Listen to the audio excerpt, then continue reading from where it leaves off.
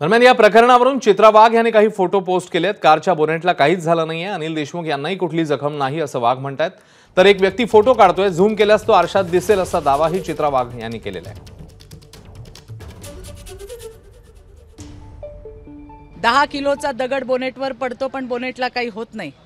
आता हा त्यांनी सहानुभूती मिळवण्यासाठी केलेला हल्ला होता, करून घेतलेला होता किंवा काय, काही दिवसातच पुराव्यानिशी आम्ही याचा पर्दाफाश करू। अनिल देशमुखांचे स्टंट याच्या आधी पण महाराष्ट्राने बघितलेत, कशा पद्धतीने त्यांची नौटंकी आहे ती संपूर्ण महाराष्ट्राने पाहिलेली आहे। आणि त्याच्यामुळे अनिल देशमुखांच्या कुठल्याही गोष्टीमध्ये मी तुम्हाला सांगितलं की हा सहानुभूतीसाठी आहे का, हे तुम्हाला आम्ही काही दिवसात लवकरच पुराव्यानिशी तुमच्या समोर येऊ। एबीपी माझा, उघडा डोळे बघा नीट।